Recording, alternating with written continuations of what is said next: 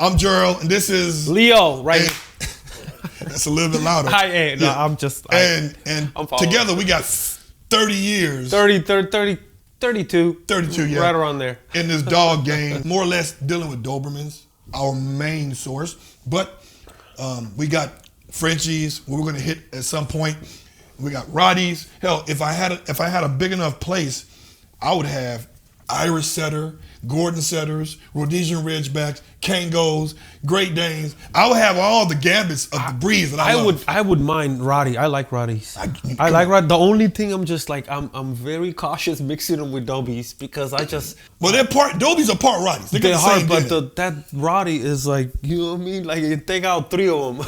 Yeah, you know what it's real. I don't want anything to happen. My other favorite dogs are, I do like Cocker Spaniels. I like Labradors, but black labs, because I love how they love the water. I remember when I was a kid, I'm a little bit older than most cats that I kick it with in the dog world, but you just look young. Yeah, I just look young. Black don't crack. That's right. And everybody in that household who were, I would say, middle class to upper middle class. I grew up middle class. I didn't grow up upper middle class, right? We were still eating. I was still wearing Pro Wings shoes at Payless and getting that big block of government cheese. Life was still good. Yeah, we were still eating. We wasn't struggling, right? But we had government assistance up under that. We was in line, right? And we had an encyclopedia, A through Z. The only book I would read was letter D. So I started studying all the dogs in there, and this book copy must have been like 1969. So they started putting colors in there. Mm-hmm. So the encyclopedia was all black and white, but the colors of the dogs were color. Mm-hmm. So the Gordon Setters and the Irish Setters, I love Irish Setters. So I go back and forth with this. That's why I'm an avid dog lover. And if I had the room, I would have a Dogo Argento. Those some real dogs. Those are real killers. That's what I'm saying. That's a real killer right there. But the beauty of having these kind of dogs is that they are loyal to you. And they will die for you. And if you have them trained right, they're as gentle as anything else. That's right. We're talking about the white ones, right? Yeah, right. All white. They're really nice. The one that hunt boars and hogs. Yeah. Yeah. They're on it. See, I like Frenchies too. I used to like Frenchies until I see how dirty they are. Dude, it's a lot of. The thing is, it's a big business on these Frenchies. You know, so a lot of people going in there for business. Why? I let the Frenchies go because if you don't like something, why just be there just for business? Yeah. So I just kept like 1 or 2, and if I do breedings and stuff, it has to be worth it. I used to like the Frenchies 10 years ago because it was just cute, but they become so exotic. It was like, wow. Are we really getting French? Are we getting micro bullies? I don't know what we're getting at. Well, the game went up like real crazy at first, you know? I'm like, how are you even registering these? Are they not like, you can put papers on any dog. I know a guy that put papers on a damn goat. You know what I'm saying? But AKC will just take AKC. All they worry about the money. That's it. Shout out to AKC. Anyway, today is a very interesting topic because it's dear to my heart. It's what brought me joy when I saw one. But to other people, it is mutilation and you're damaging the dog. Abuse. That's what they call it. But then the most synonymous image of Adobe is a docktail, cropped ears, right? That's the idea. That was the purpose for them to Louis Frederick Doberman. Yeah, he did Intimidation, yeah, right. To scare people so they can pay their taxes. So I'm, as the interviewer today, I am not an expert on ear cropping and tail docking, but I'm going to interview the person who's next to the man, who's sitting next to the man. That's right. Who knows the inner workings of what it takes, and also doing corrective surgery too.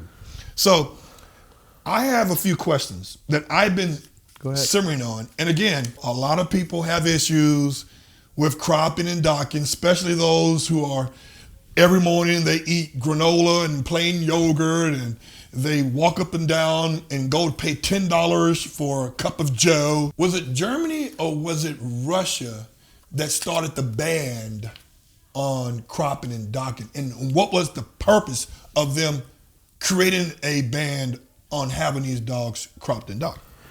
It started with Germany. It started with Germany, then it spread out to Eastern Europe. Now, a lot of people don't look. It was going slowly. It was country by country by country, and then it had to be because they're European Union. And by the way, your chest looked really big with this black shirt on. Oh, with the. But it's the mic though. It's the mic and stuff. It's the mic. Go ahead. So it started with Germany, and it started moving around like pretty. At first it was slow, and then rapidly, and then since they're European Union, they had to cover. Everybody had to follow the rules. Now, Germany, there's a lot of how do I say it? A lot of royalty. Well, they're holding the crown. They started this breed. They started a lot of breeds and stuff. So as the founders, I think their number, like the FCI right there, it's like the top. It's like the top base of the whole European Union right there. So they started it, and it went all over. And then it went, of course, a lot of countries start following it, and a lot of people start coming up, about the abuse. What they did actually, how they did it, they joined, because there is a lot of Europeans against this. Not everybody like it, So what they did, they were planning this for years, and then they were just looking for, and they were placing people on the chairs that actually they don't like cropping. Right. And then once they got powerful enough, and then they got together and stuff, and they made a decision. They pushed out the people that actually don't like they like cropping, and then they had no chance. They had no choice after that. They just to pass the law. So basically, it started with Germany. So Germany really is they're like, you know what, this is our breed. You guys have act like it didn't come from us. Well, they can't really say this is our breed, because if they say, now that's it's they're not saying it. But they're not saying it, but they're showing it. But exactly, thank you. Yeah. Like what we're doing. It's like, you know what, you guys may have been doing the Doberman thing for a few years, but we've been doing this a lot longer. Yeah. Germany, Italy is guilty of that too a lot. Are there other parts of the Eastern Europe that still allow cropping and docking still? Serbia and Russia. That's it? Russia, Serbia, and Russia, yeah. How about in Hungary? No, you can't. See, the thing is, Hungary is in European Union, so they can't crop it. Got it. They can't crop it. Once you're in the border of the European, if you join even there's still some countries that are not in the European Union, and they still pass the law that not, for the dogs not to get cropped, But the only one that stayed, as far as I know right now, it was Ukraine, Russia, and Serbia. Croatia? Yeah. No, Croatia is European. Okay, so I don't know where all these areas are. They're right next to each other. When I say I go out of the country, I'm going to Bahamas or Jamaica. Yeah. I haven't went across the waters like that. This is where I get animated. Do I always get animated? I always do. But this is where I posted a reel, and it was Casanova's dad. His name was Via Felicium Zepter. And I always said, me personally, now I prefer, it's my personal preference, to have the ears cropped. There's 3 levels of cropping. They got, 4 levels. You got battle crop, which is really very low. You got short crop, medium show crop, and long show crop. Now, I prefer a medium to a long show crop, and it's based on the size of the head, or what the head's going to be. Right? Now, if I had a choice, like now if I import another dog, there's a plausibility that the tail may be docked, but the ears may not be cropped.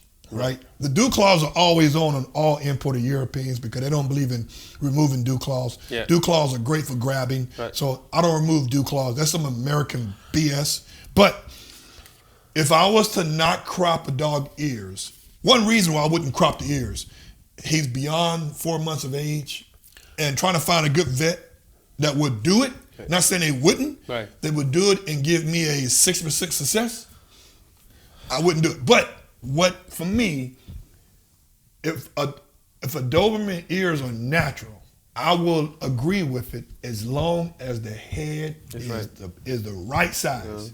Gotta be. And most is like the males. Males have like larger head. They gotta have big and heads. it still have to be right. Like you have to get the square and wide, and the bone structure needs to be. That's the only way I would do natural, but I understand. You won't catch me natural. And I would never have a tail on a Doberman because then you're gonna mix up with coonhounds. Yeah. And they look too much like that. The American Dobermans look too much like coonhounds. But what about you though? What do you suggest? What do you prefer? I prefer cropped. I can't stand. You see, I'm gonna tell you a lot of people that don't know about this. Well, maybe they do. I'm just saying. It's not that they cropped them just because for them to look mean. The reason, one of the reasons why they start cutting ears was long ears dogs have temptation of getting an ear infection. Yeah. So if especially if your dog is a hunter, goes in the water, goes anywhere, water gets in, and then all of a sudden, you know how the long ears take over trapped, yeah. and get trapped, water get trapped right there, and guess what? If you don't clean it, you what do you think is going to happen? You go into the vet. So that was another reason why actually a lot of people don't know about this one. And also to look mean, you know. Now, as far as how we went there, like for me personal, I'm the same way like you, bro. I like the cut. I like the medium. I do like the S cut. They have an S cut. I'm not sure right here. A lot of Europeans do it. S cut. It's like it looks like a letter S. They call it. So if you they cut it up and then your S and the edge of the ear have a little bit like it's like a little curl on the back, and they call it S cut. You know. I like those. I like those too. I don't know too many. Yeah, I have some. No, not right here. They just do it straight. The Europeans will do it. Jordan will do it. They are nice. Well. Yeah, they're very, very nice. But that's if I do get one that it's not cropped, it's going to have to be male, and the head has to be like on point, right head. And tail have to go. Tail just got to go. Now, when I first got into the Dobie game, people were docking tails and dew claws at less than a week old. Yeah. Because there's no nerves, it's mostly bristle. But what I've been noticing with the Europeans now, they're doing it when they do the ears. The ears, that's right. That's the way it's supposed to be. So now, I thought about it. I said, why are they doing it so late? But then it made sense because when you're doing the tails, when they're a week old, or 2 weeks old, what does a mama do? Lick them. Lick and them. It will open up. Open up. And now you get these nubs at the end of the tails. And if it grows that way, it's going to stay that way. And if it stays that way, when it grows up, people are looking at it and it's like, oh, the tail, it's all messed up. So what's happened when one of the litters that I bred my dog to a female, we had corrective surgery done because the nub started showing. There's no hair, right? Yep. We went to a vet and they recut it. And they cut more of the bone and the cartilage, and left more skin, so the skin can overlap. That's the way it's supposed to go. Yeah. So now I realize that in Europe, they're doing the ears and tails at the same time when they're 8 or 10 weeks. 8 weeks old. 7. If the puppies, it's the weight. It go by the weight. If the puppies is 20, they want when you do the ears, they want the puppy around 20 pounds. Right. You don't want to do it. You can 20 is right on the border. So usually puppies to get to 20, and in Europe puppies to get to 20 pounds, it will take like anywhere from 7 to 8 when they turn 7 to 8 weeks. So what are your suggestions now? Because in America, I do the same thing as Europeans because I wait for them 8 weeks. I will never touch a puppy. Isn't it more? It's more. It's a lot more work. It costs more. It's more expensive because now the anesthesia. Well, when they're that young, at 1 week, you're not using anesthesia. No, I tell you why it costs so much because now when you cut when the puppies is 5 days, they don't have it's not a bone. You can cut it. You can put a rubber to it and it fall out by itself, right? Now that's one thing to do. Now when they turn 8 weeks, now you already have a bone in there. So I've seen it. Like when they do it, to do that you gotta crack it. I mean they have a hammer for that to get off. Like you really gotta hit it. Like they gotta. I can't. So they break it and then they pull it, and then they have 2 layers of skin. So you got to pull the first layer of skin and the second layer of skin, and then saw it back up. Now, why some people don't like it is because the dogs will take a lot of stress for that, because it is a bigger surgery, But it's either that and the tail looks good, or you do it at 5 or 4 days and you're taking a chance. And the bone. I've seen dogs with a bone sticking out till they're 4 years old, and you can still see the bone, and the thing just grows around it. You see, that's not good, No. So that's what it is, and that's why they charge a lot more money. I have vets right here, like Butchko. You know Butchko, he's an expert. I don't know if you guys know. In Butchko in Riverside. Riverside, yeah, he's an expert. They charge right around to do 8-week puppy tail. That will cost probably around, I think, $1,200. It's anywhere from $900 to $1,200. And they only in Butchko, well, his son is doing it now because his father who did it passed away. Yeah. But Butchko, FYI, if you want to get your ears cropped, Butchko does a great job, but understand he only going to take cash for those type of surgeries. Yeah, there's too many chargebacks. Butchko is all right. Yeah, I mean, I gotta give it. His dad was really good. Yeah, his dad was really good, a lot better than he is. I speak my mind, Gerald. You know, and I want to say that I talk the truth when it comes to that.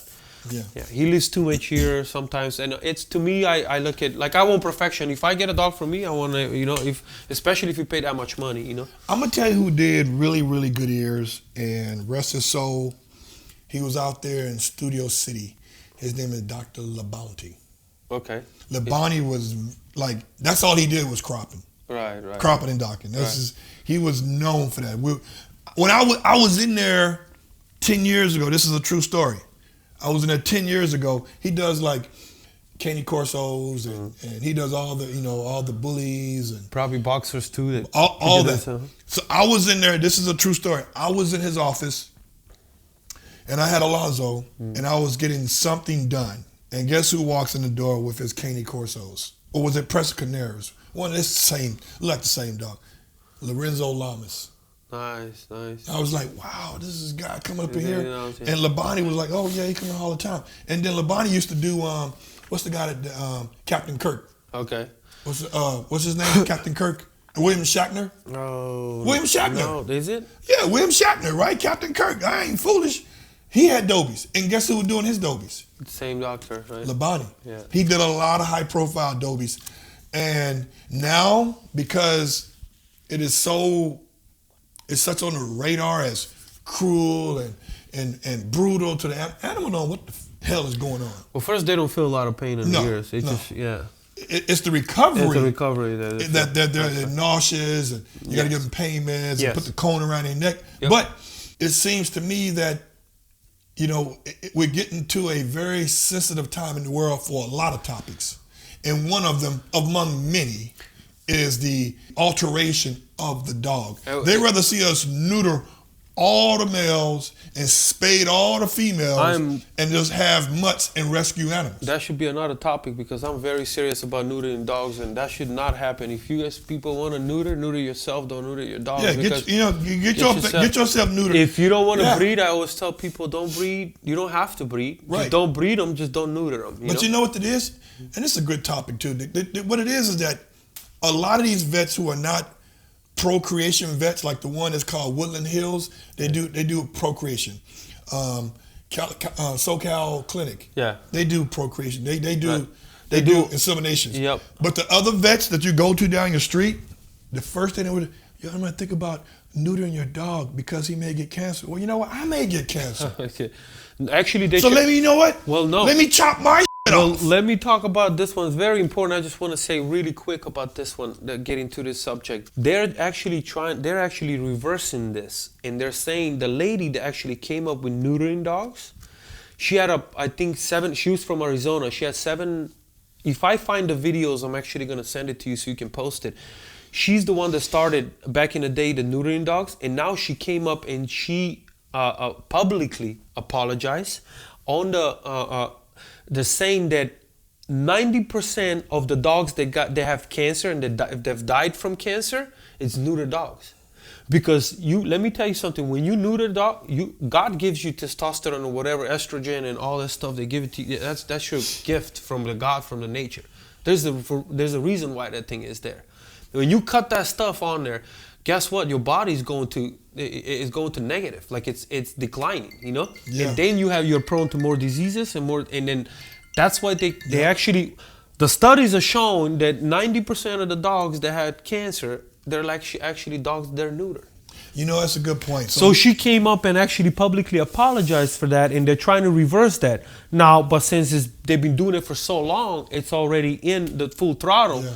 So people are like, okay, And you have people protesting about not neutering dogs. They're like, we need to neuter dogs. That's a good point, because when people are donating their organs, like let's say that somebody in your family need a kidney. Right. Most doctors would tell you, and they have told me, that the people who they worry about the most is the person they took the kidney out of, because you're taking something good from the body. Right. The person that is going to has nothing to lose. Right. They can only gain. They have everything to gain. That's right. Nothing to lose. That's right. Right? Because if they don't get this kidney, that's right, they're going to be on dialysis for the rest of their life. That's not a quality of life living. Yeah. But the person that suffers the most is the recovery of the person you took something good from the body. So it kind of makes sense. Like, why neuter a dog when the dog has no issues? They're taking their testicles. You're taking the testicles. That's like that's like your root and stuff and everything. You know. You don't do. If you don't want to breed your dog, don't breed it. If you're against it, don't breed it. If you want to neuter it, neuter yourself. Don't neuter your dog. You know. And then because you will have I've happened to me, and then I have female actually declining. My ex-wife, she fixed it. Yeah. And then now she's declining. She was perfectly fine until she fixed her, and then after that, her health is just, all she does is sit lay on the couch. Like, her energy level is done. Yeah. You know. And if you don't want a high energy dog, don't get a dog that come from working a working pedigree. Don't get a dog that's come from English bulldog. Protection. Get an English bulldog. Yeah. Get a Cocker Spaniel. Yeah. They'll sit. Get a lap dog. That's a this is very interesting. I always want to say this one about neutering dogs. There should be no neutering dogs, period. You know, we're going to get a lot of we might get a hate for this one. But you know what? Bring it. It's true. Bring it. Yeah, it's 100%. I can argue about this one all day long, you know. This right here ends our first season of the Doberman Club. And we got another season coming up. We got some more stuff coming up, guys. And in between, we taking a hiatus. We may be taking a hiatus mentally, but not physically. We're going to come up with new ideas, new locations, new dogs, different breeds. Lots of new stuff. Yeah, lots of new stuff. And we're going to do one overseas, too, back in Del Nazi's camp. Yep. So, until then, thanks for joining us. And see you next time. That's right. Oh, he actually spoke up louder. Take care. Take care.